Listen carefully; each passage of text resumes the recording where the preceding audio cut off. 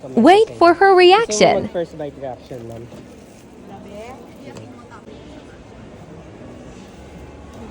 Okay.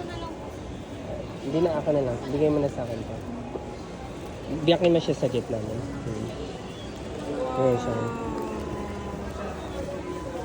Matapang yung matcha ko, ma'am. May pag-bitter siya. Ano yung white? May mochi pa siya inside. Yun yung para malagkit niya, ma'am. Tsaka makalat siya, ma'am, yung... Kasi pure powder din nilalagay namin. Unlike sa iba, napansin ko, ma'am, hinahaluan ng kunyari white chocolate or parang ano. So yung natural taste ng matcha nawawala eh. Parang lumalabnaw siya, di ba, pag sa iba, ma'am. Kaya gumawa ka ng bilog. Oo nga. Pero mabigat din siya, di ba? Yung matcha, ma'am, sa taas bestseller ko yan, ma'am.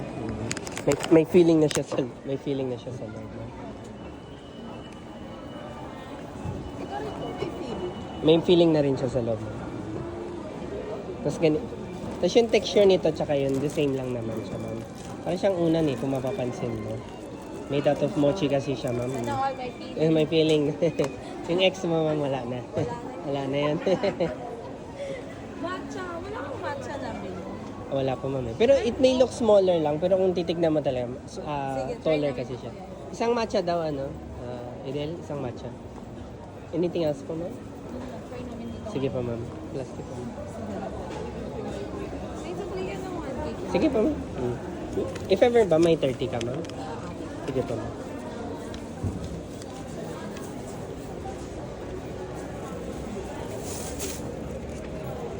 Sir, ba't siya tinawag ng mochi ba? May mochi siya inside kasi, ma'am. Saka yung dough niya, gawa din sa mochi, ma'am. Oo. Sure ka may feelings ko. Meron pa, ma'am. Jowain ko na lang. Ito mukha niya sa loob. Yes po, ma'am. Ibahin mo lang yung ano.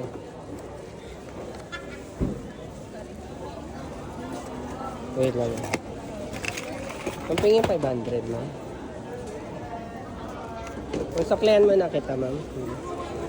900 yung suklihan mo. Bigyan mo na lang. Sige po, ma'am. So, rubber band mo. Di ba yung magano? Biyakin mo sa gitna, ma'am, yun yung recommend ko sa inyo. Gusto mo mag first bite reaction, ma'am? Labi? Biyakin mo tapos. Idel. May rider na eh. Dali mo yung dalawa. Tanungin mo yung pangalan. Ay, alam mo ba yung pangalan? Okay. Hindi na, ako na lang. Bigay mo na sa akin to. Biyakin mo siya sa gitna mo. Ayan siya.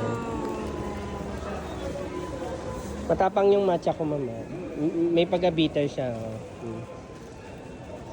Ano yung white? May mochi pa siya inside. Yun yung para malagkit niya, ma'am.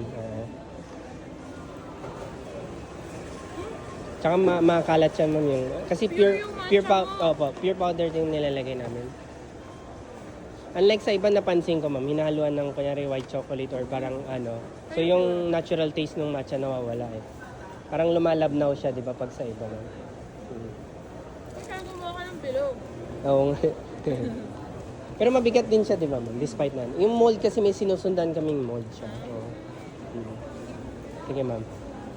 Kung mahilig ka sa matcha, ma-appreciate mo siya. Yung iba kasi, ma'am, mahilig sa matamis na, ay, doon ka na kumuha mo, wala ng matcha yun, ma'am. Dito ka, ma'am. Yung, bigay niyo yung ganun, ma'am. Ito. Bigay niyo yung ganun.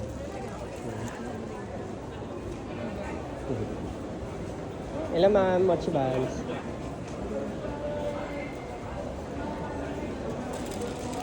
Sige, ma'am.